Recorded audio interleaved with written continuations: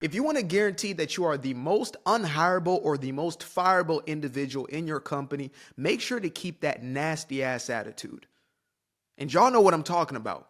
Y'all know what it is to walk into an establishment. Maybe it's a restaurant. And you walk in there and they're looking at you as if it is an inconvenience for you to be in that restaurant. As if they don't get paid by you being there. Like you're not the customer who makes sure that they have a job in the first place, right? Instead, what do you get at the door? You get an attitude. You don't even know whether you're supposed to sit right down. Am I supposed to get a menu? Are you going to come and serve me? Now you sitting down. Now you're waiting and you're waiting. Should I call on somebody? They come to you. What do you want? Like you are the problem in there. You know, again, I realize and understand, especially having just a smidget of experience within the hospitality space, right? Working in a restaurant, is that there are customers who are just downright nasty or can be downright nasty, right? I completely understand that. But there's a reason for the saying that the customer is quote unquote always right. I would say almost always right. It's because they're paying for that light bill. They're making sure that the company keeps running. They're making sure that essentially somebody is able to be employed by that company, right? So the employee is beholden to the customer in most cases, in the same way the owner is beholden to the customer. You know, being an entrepreneur, I know that I am the worker of every single client that I have. As a content creator, I work for the viewer. I work for the audience. Right now, I show up as authentically and as real as I want to. I don't sugarcoat a damn thing, and I'm not going to people please or pander, but I still know that at the end of the day, this relationship exists because of me and you as the viewer. So if all of a sudden I decided to get a real nasty attitude and feel entitled or whatever it is, why would you not skip town and say, I'm not going to be here? What's this about? But yet there are people who go through life with the nastiest attitude, and I hate to say it. I really hate to say it. I promise y'all I do. Some folks out there think I'm a self-hating black man, but there is a specific section of the black quote-unquote community. There is a very specific demographic who has a ghetto and a hood mentality, because this ain't, again, we're not a monolith. This ain't a title black people. No. You can find this in every culture, I'm sure, in redneck society, whatever it may be. But there is a demo that for some reason, every time you interact and engage with this person, especially when it comes to in the workplace, you go into the damn DNV or the TSA, and this person has just got the nastiest attitude. And these will be the same people who will blame racism as to why they are not where they want to be in their lives. When they get fired from that job, they're going to blame racism for why they lost their job. I mean, we're talking about Joyless Reed, who was paid way too much money to do essentially nothing, to basically tank the ratings at MSNBC or MSDNC. A Joyless Reed in that elite class, in the 1% club, was a nasty attitude having woman. A very racist, bigoted individual, a nasty individual, right? That's just the way that she's moved. That's how she decides to be. I think she's very resentful. She had a lot of bitterness, a lot of envy and jealousy, things of that nature. You know what I mean? The chick who came out and said, how dare these white people try to be us and appropriate us? And the next week she got on every type of white woman wig, every type of blonde, little, short, buzz cut Karen wig, right? The same individual right there.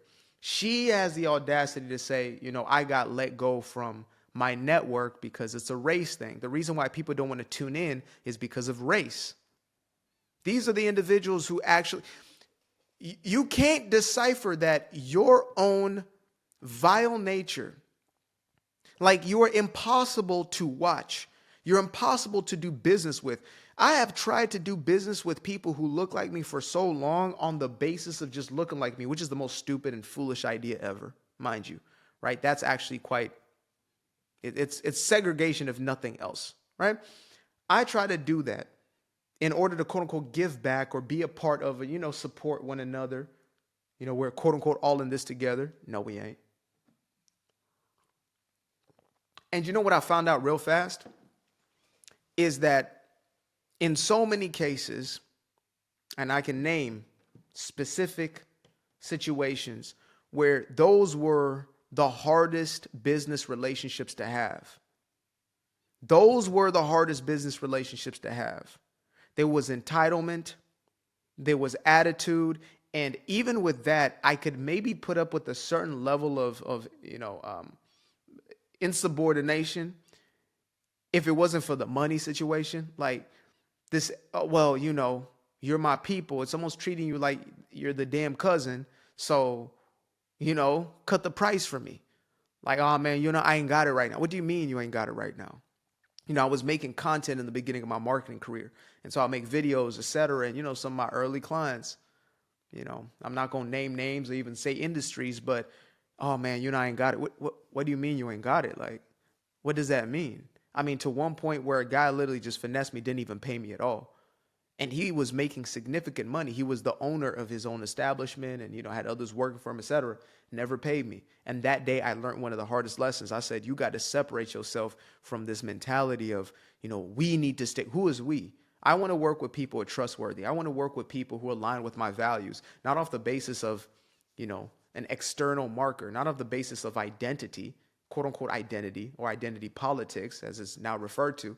I want to work with you because I want to work with you. I don't want to go into a restaurant because I'm forced to. Oh, you got to make sure that you support Black businesses. I'll support the hell out of any business who's going to have the best service. If it's a restaurant, I want to make sure that they have the best food and the best customer service, right? That's what you go for in a restaurant. You want to be tended to. I could be mistreated somewhere else, right? Or if I wanted to cook for myself and make a subpar meal, I could just cook at the house and make myself a subpar meal. So if the food is good and the service is on point, you get my business. But yet we find time and time again, it's crazy how, what's his name? Keith Lee, I believe is his name. I haven't looked too deep into him. I've only seen a few clips of him here and there. But he's one of the biggest food reviewers, I guess, in the ethernets, right? And he obviously tells things as they are. That's why he's built quite a following and a fan base. He's honest. He just says as it is. This place sucks. This place is good, etc. And he was essentially giving a critique of a restaurant that just so happened to be a Black-owned restaurant. And there was backlash on two sides. One I was happy to see, which is people actually fighting back to say, wait, like this ain't a race thing, etc. Like these people actually don't have the best food. They have terrible food, or they're very disrespectful, etc. Right? So you had that side of things, but then you had a multitude of individuals who are going on and on about how he was tearing down Black businesses. So he's supposed to keep his mouth shut just because of the color of the skin of the individual who owns that restaurant? Absolutely the hell not. If you want to be a successful whatever it is, make sure to have the best product you can available, or the best service available, like that you can. I'm not saying you have to be, the greatest in the world, but do your very best and people will want to do constant business with you. Just be cordial. It costs you nothing to be a kind person. And I'm not saying walking on eggshells. I'm not saying being fake or phony. I don't believe in those things, but to at least be cordial. And when you're in a job, you are hired in essence to be that. You're not hired to have a nasty and a rude attitude and then to feel entitled to the job. And then when you get fired, now, you're calling up Al Sharpton and the NAACP and the BLM protesters so they can all come and collect their checks as well. And you're now racializing the issue. It's not an issue of race. It is an issue of the attitude that you are carrying around with you. How are you moving through life? If you are bitter, you're resentful, you've got this disdain. Like, how can you have hatred in your heart for people and then want to serve people? It doesn't work. That's why, as ironic as it is, again, some people think my content is targeted towards Black people and it's hate towards. No, it's because I actually care. It's because I give a damn. I talk about these things because I care. My woman knows this more than anything else. Is I'm the type of dude, if I am done, if I'm checked out, if I'm out of it, then I'm silent. I got very little to say. I got very little to add, contribute, which may sound unbelievable if you watch my content, man. This dude yaps. Yeah. If I care and I'm into something, I go there. If I'm disinterested, if I'm disconnected, if I'm apathetic, It's complete silence with me. So I care enough to talk about these things. These are corrective issues, things that I had to check within myself, things that I've observed with the ones around me. And I realized these are the tools that we need, right? If I was, let's say, put in charge of a Big Brother program or something like that, these are the insights that I would be giving a young brother coming up to say, make sure to check that attitude at the door. We got to resolve those internal issues. If you're just constantly angry and, based upon traumas, based upon the things that you're carrying, unresolved issues internally, then let's deal with those things. But you can't move through life that way and expect people to want to do business with you, expect people to want to be in relationship with you. You're sabotaging all your intimate relationships, all your familial friendships, all your, peer-to-peer relationships, business partnerships or potential business partnerships. You're burning so many bridges because you just got an attitude about you. Some people just want to do business with me because, man, I like being around him. It was as simple as that. I just like being around you. I like your company. And then I actually, grew to be more competent and things of that nature. Of course, I had a work ethic and I was willing to get the job done, but those types of soft skills go such a long way. But again, it's like it's celebrated to be hard, to be tough, to always be on edge, to always be ready to pop off. I keep it real. Yeah, real stupid.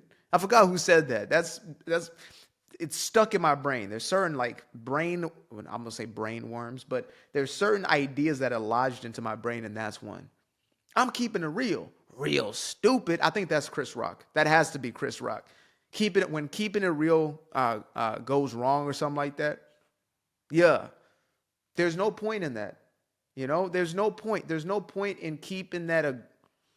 I understand sometimes you may be in environments where you got to watch your back, whatever. I get it. Okay. I understand it. You got to be vigilant. I'm not talking about you walking around with a huge, goddamn Sambo grin on your face. No. All I'm saying is that when you're going through life, it costs you nothing to be kind. It costs you nothing to let your essential quote unquote guard down and to realize that, man, I don't have to bring my ego into everything. How many people have not just lost jobs and opportunities, but have lost their lives on the basis of their inability to let go of their ego, right? They're so fixated on protecting some fragile aspect of themselves that they come off and they bite everybody. It's a wounded dog mentality. And we don't have to be that. And again, so many doors will be open for you. I just did a story on a young lady, face filled with tattoos, came from, selling dope, etc., moved towns and got a job at a Walmart same day. Went and interviewed, got the job same day. Face full of tattoos, but she had a cheerful attitude. Something had changed. She said she wanted to change her life for the better, etc., and she was so thankful and happy and excited about this. And she got the job without no DEI because, Walmart is, I guess, racist now, right? Because they got rid of DEI. So, of course, they're the worst type of racist. Foolishness. But she got hired. Black woman, face full of tattoos, part of the alphabet community, likely, because she kind of had a, boyish thing going. But I was happy for her. But I said, look at that attitude. It's actually what got me to film this video, was filming that one, is look at that attitude. If she came in there trying to thug it out, it's over. It's not even a question. And they're going to call it racism. No, it ain't racism. Sometimes you just got an attitude problem. Sometimes you just have to fix that part. Well, dudes don't want to deal with you. It might be attitude, but I got to protect it. Look, everybody's been through something. Everybody's got some sort of trauma. Maybe you had the worst trauma ever. But when it's all said and done, you're an adult, you are going to have to suffer the consequences of the way that you treat people, the way that you show up in life. So, that's your choice. That is your choice. You can continue to perpetuate or project that onto everybody else, but the result that you're going to get is even more resentful, more resentment, more bitterness, because you'll see people continue to rise up, people succeed around you, people get things that you have desired, etc., and you're stuck. And you're stuck there blaming all these systems and this injustice and this, but you're still stuck. I've always had this thing of, I would if I was living in the 1940s, 30s, 20s, America, etc., I would say, you know what? There's systemic racism around me. How can I make the best life for myself? How can I do the most for myself and the ones around me, the ones I take care of? And then I would say, okay, yes, racism is here, but in spite of it, what can I do? right? In spite of it. So I want to push it to the side so it doesn't become the barrier. And you know how many people had that mentality? In a time where it was supposed to be impossible for black folk to do anything, how many opportunities were created out of thin air? How much ingenuity? How much brilliance? How much excellence came out of that space? You know, we can't even compare much of what was going on back there to much of what is here today, right? Because we fell into obviously a system of handouts and such, but that's a story for another time. But again, the attitude was something different. We had a resolve about us. We had a persistence about us, even just as people, not just as even one demographic, just as people. There was more of this, you know what? I'm going to build something. I'm going to create something. I'm not going to make excuses throughout my life. You know, I finally got a sense of independence, of freedom. Let me go after it. Let me go at them. And we have never lived in a better time than today. Life has never been easier and more convenient. You've never had more opportunities. Right here in my hand is the entire known and unknown universe worth of information. There's nothing you cannot do in this life. And so the only thing that is in your way is an attitude and an excuse. And both of those you can completely eradicate from yourself at this moment, if you so choose. We need to get rid of the attitudes, folks. We need to. I fell in love with the sunshine. I fell in love with the light. I fell in love with the full moon. I fell in love with the night. I can see the light again. I can see the light. You can see the life in him illuminate the night. I know the time is taking. A 3-6-5, that's a full rotation. I see you.